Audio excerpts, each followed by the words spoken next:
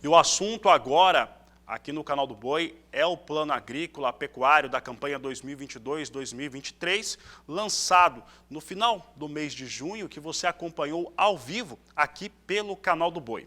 Para falar a respeito do plano, sobre linhas, sobre a importância que ele tem para o desenvolvimento da agricultura e da pecuária nacional, eu converso com o ministro da Agricultura, Marcos Montes, que participa conosco.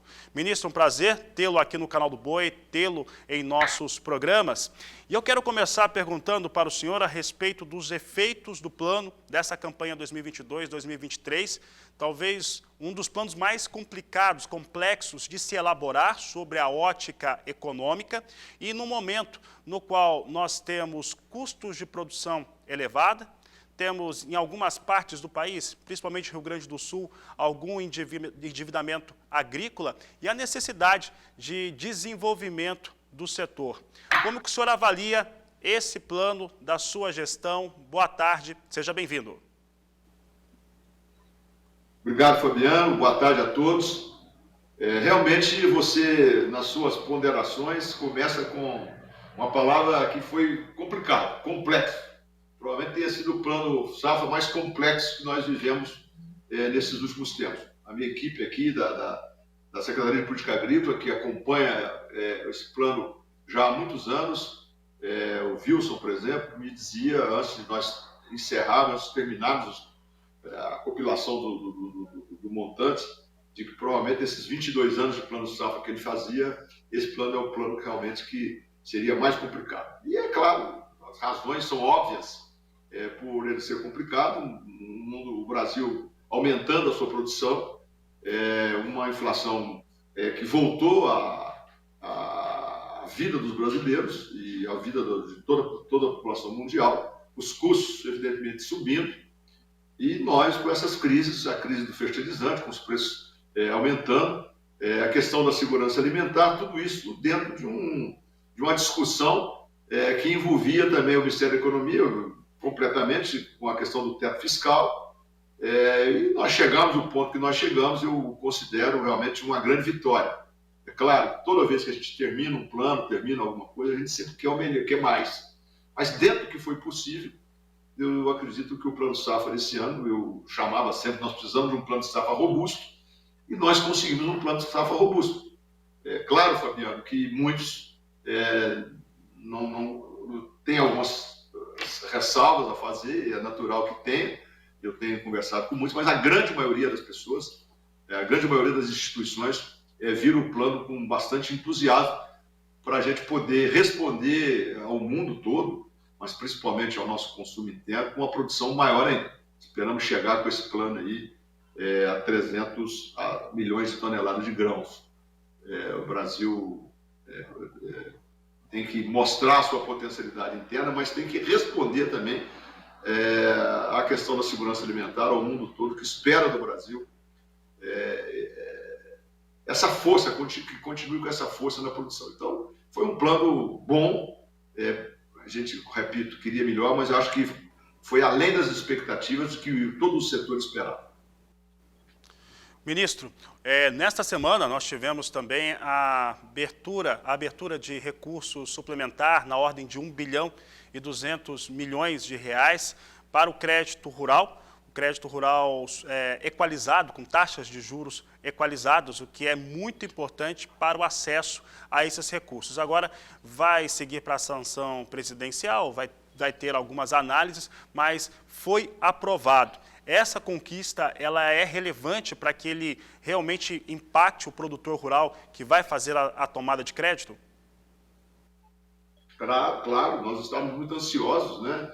Esses PLNs precisavam ser aprovados para que o Ministério da Economia pudesse fazer os remanejamentos internos e seria, vamos dizer assim, a conclusão, né, do plano safra que nós lançamos alguns dias atrás. Então, felizmente, ontem nós pudemos aprovar os PLNs envolvidos nisso, um esforço enorme de todos. Eu quero aqui agradecer ao Parlamento Brasileiro, mas principalmente ao esforço na construção do plano safra, também do Ministério da Economia, do Banco Central, que todos nós temos as mãos, seguindo a orientação da Presidência da República, nós pudemos realmente fazer esse plano chegar no ponto que nós chegamos.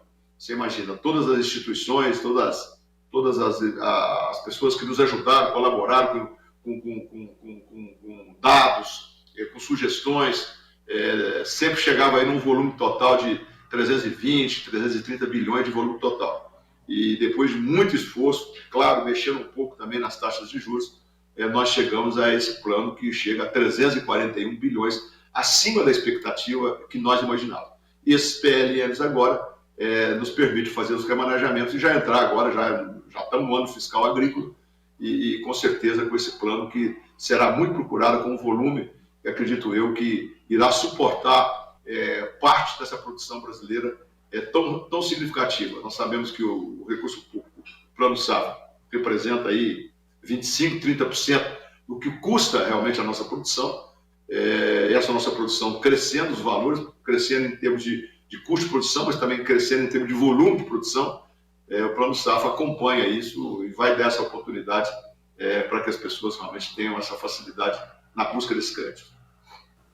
Ministro, antes de entrar no assunto de algumas linhas que existem de crédito dentro do Plano Safra específicas, como o Moderfrota, eu queria perguntar um entendimento do senhor, que é produtor rural, trabalha junto à produção rural há muitas décadas, em relação aos planos safras que são lançados pelos governos brasileiros, né, independente do governo.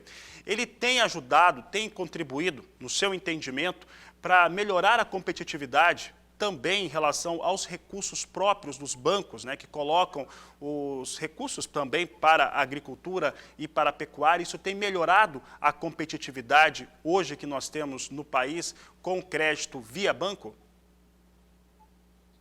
Claro, eu acredito que principalmente por isso que o Plano Safra foi focado nessa linha, a linha do pequeno e do médio produtor. Os recursos, por exemplo, vou dar um exemplo do Pronaf. Quando nós discutimos com a CONTAG, discutia com todos os órgãos que representam, as entidades que representam a agricultura familiar, os números que chegavam a nós era de um volume de 50 bilhões de reais. E nós conseguimos colocar no Plano Safra desse ano acima do que pediram, 53 bilhões com juros bastante acessíveis. Isso realmente é um estímulo muito grande, ajuda muito. Nós sabemos que, como disse agora há pouco, o Plano Safra, o dinheiro público, como chamar, representa aí 25%, 30%. Nós tivemos, paralelamente ao Plano Safra, e também com a ajuda do Parlamento, projetos importantes para o financiamento privado da nossa produção, que também cresceu muito. E claro que o produtor rural, na busca, esse produtor que tem facilidade com essas trades, com outros bancos que não são públicos, na busca de recursos, completa esse pacote que faz com que o Brasil possa dar essa resposta ao mundo todo. Então, eu acho que ele é muito importante. Com certeza, nós também nos alinhamos aí com alguns programas de sustentabilidade com juros mais baixos também, para incentivar a questão da nossa sustentabilidade. Tudo isso foi pensado no plano. E também, eu repito, com a compreensão muito forte do Ministério da Economia, do ministro Paulo Guedes, que nos ajudou muito, o presidente do Banco Central, Roberto Campos, também nos ajudou muito. Eu sempre disse, Fabiano, eu sou do parlamento há muitos anos, acompanho a agricultura há muitos anos, acompanho os planos safra há muitos anos, acompanho a força do Ministério da Agricultura. Nós nunca tivemos, eu sou testemunha disso, no meu passado, nós nunca tivemos um governo que valorizasse tanto o Ministério da Agricultura como o governo atual. Isso foi muito importante para nós, isso é crucial para a gente poder fazer essas grandes conquistas que nós estamos tendo ao longo dos tempos. Então, esse conjunto de situações, claro, com a atuação do Ministério da Agricultura, que começamos há 3 anos e meio atrás, com a ministra Tereza, que é uma grande ministra, profunda conhecedora do setor, que ajudou bastante. Nossa equipe é a mesma equipe de 3 anos atrás, que o presidente deu a liberdade de se montar lá atrás, sem interferência alguma na montagem da equipe. Por isso que conseguimos construir, Tereza e eu como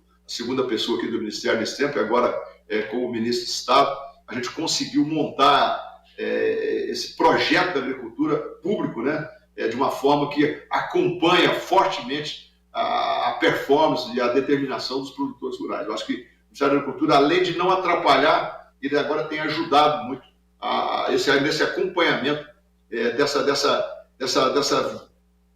dinâmica que os produtores rurais, com tecnologia, têm implementado no agro brasileiro. Ministro, vou falar agora a respeito de uma linha específica, né, e que ano a ano ela tem sido muito demandada pelo produtor rural brasileiro. São as linhas que são utilizadas para aquisição de máquinas, de equipamentos, e a Moderfrota, a linha do Moderfrota é a linha principal nessa questão. Eu lembro que mesmo antes do período de pandemia, antes de 2020, nós chegávamos às grandes feiras, já no Show Rural Cascavel, Copavel, a Feira de Nome Toque no Rio Grande do Sul. Quando chegava em Ribeirão Preto na AgriShow, o governo precisava agir de alguma forma para ter recursos ali também para a aquisição de maquinário. E de acordo com alguns levantamentos que a gente tem feito e acompanhado, mostra que nós vamos ter aí o recurso por alguns meses, mas ele vai ocorrer da mesma forma, né? Vai ser necessário se ter ali um adendo sobre esses recursos disponibilizados para aquisição. Esses recursos não são dentro daquilo que a Associação de Máquinas, a ABMAC, solicitou. Ela solicitou até 3 vezes mais. O recurso colocado à disposição foram 10 bilhões, 160 milhões de reais, 35% acima da campanha passada, a uma taxa de 12,5%. Inclusive a taxa mais alta nesse plano safra, colocando o pagamento em até 7 anos. Ministro, como que você acredita que essa linha ela deva atender esse produtor rural que vai fazer aquisições de máquinas com essas condições nessa campanha 22-23? Eu que te disse, sabe, Fabiano, o volume de recursos empregados no agro brasileiro é muito forte. Você vê, nós crescemos nesses recursos, você mesmo disse, 35%, e mesmo assim não é o suficiente, segundo o pessoal das vendedoras de máquinas gostariam. E eu entendo isso. Os pedidos são grandes, são enormes, com dificuldade até de entrega de máquinas, né? Hoje, para você receber uma máquina depois de adquirida, você tem aí um período muito longo para poder recebê-la. Isso para mostrar realmente a dinâmica que o setor de máquinas vem vivendo com essa tecnologia tão avançada que o Brasil enfrenta. Então, dentro do possível, nós aumentamos 35%. Os juros, eu concordo que o juros do Moderfrota, que é o juro mais alto do Plano Safra, dos 12,5%, poderia ser 11%, 10%, mas tudo isso foi uma sistemática que nós fizemos para poder atender os pequenos e os médios, principalmente, e os programas de sustentabilidade, com um volume maior. E isso, claro, acarreta algumas situações e algumas linhas que são um pouco mais, não vou dizer, poderiam ser mais beneficiadas, porque foram beneficiadas. Aumento de 35% em relação ao recurso do ano passado, que é um volume considerável também. Mas os pedidos são tanto, a necessidade é tão grande, felizmente, porque o produtor vai atrás dessas máquinas hoje com tanta tecnologia, sempre vai faltar o dinheiro público. Mas o dinheiro privado chega, o dinheiro de recursos privados do próprio produtor e também de linha de financiamento privado, que nós incentivamos, com o FIAG, com o registro CPR, por exemplo, eu acho que isso também facilita muito a venda dessas máquinas. Mas é claro que todos queriam um volume muito maior, com um juro muito menor, mas nem tudo é possível fazer. Ministro, para encerrarmos aqui a nossa entrevista no Canal do Boi, eu vou destacar aqui alguns posicionamentos de produtores lá do Rio Grande do Sul, telespectadores do Canal do Boi, principalmente em relação ao início desse ano de 2022. O produtor gaúcho foi, entre os estados impactados por problemas climáticos, um dos que mais sofreu nesta safra 2021-2022. A seca veio, ela trouxe um estrago, uma quebra de produtividade muito forte e a produção ficou reduzida em 50%, 60%, dependendo dessa área no Rio Grande do Sul. O produtor gaúcho tinha parte da sua área assegurada, parte não, e ele precisava de recursos, precisava, em alguns casos, fazer o cultivo do trigo já para safra de inverno, e ali ele encontrou algumas dificuldades. O que você diria para esse produtor específico, no Rio Grande do Sul, mas que pode acontecer. A intempérie climática ela pode ocorrer em qualquer parte do país. É claro que os órgãos estão tentando fazer com que se tenha as informações dela o quanto antes, mas isso pode ocorrer de fato. O que o senhor diria para esse produtor que ficou nessa condição em relação à atuação do Ministério? Olha, nós acompanhamos de perto, ainda a ministra Tereza Cristina, como ministra, visitou esses estados que foram afetados pela seca algumas vezes. Nós buscamos algumas alternativas de socorro a esses produtores. Conseguimos, num primeiro momento, fazer o rebate dos financiamentos, dos pagamentos dos financiamentos em 35%, 37%, com um volume aí de 1 bilhão e alguma coisa que foi alocado.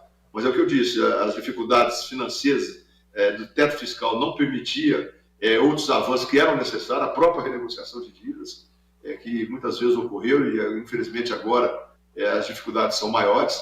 Mas tudo nos leva, Fabiano, a nos debruçar sobre um grande programa que cada vez mais nós queremos implementar e pôr ele numa condição para todos, que diminui muito esse impacto, que é a questão do seguro rural, seja no Proagro, que a gente quer rever essa situação do Proagro, colocando tudo dentro de uma plataforma de um seguro, do programa de seguro rural, do PSR, destacando para todos os produtores que nós temos que buscar alternativa para o seguro rural. Se todos tivessem, infelizmente, grande parte estava cobertada pelo seguro, mas se todos estivessem dentro do programa de seguro, nós não teríamos tanto problema e tanto impacto como teve. Então, uma das grandes metas que nós temos aqui no Ministério, desde o início aqui da nossa administração, é realmente implementar cada vez mais o seguro rural, mostrando ao próprio governo, à própria economia, que quanto mais recurso aportado para esse sistema do seguro rural, melhor é para o próprio governo na frente nessa questão da renegociação de dívida. Porque quando há essa situação, o primeiro passo que todos querem é a renegociação de dívida. E impacta isso na economia. Se nós tivermos um valor considerável para aplicar no seguro rural, para poder trazer essas seguradoras, resseguradoras, mais perto e conseguir ampliar a área segurada no Brasil, a gente não terá esse problema. Então, é um alerta que fica para nós aqui, um alerta para o governo como um todo, de que nós temos que investir cada vez mais no seguro rural. Ministro Marcos Montes, eu agradeço a sua participação aqui no Canal do Boi. Obrigado pela entrevista. Obrigado, Fabiano. Sempre é um prazer falar com vocês.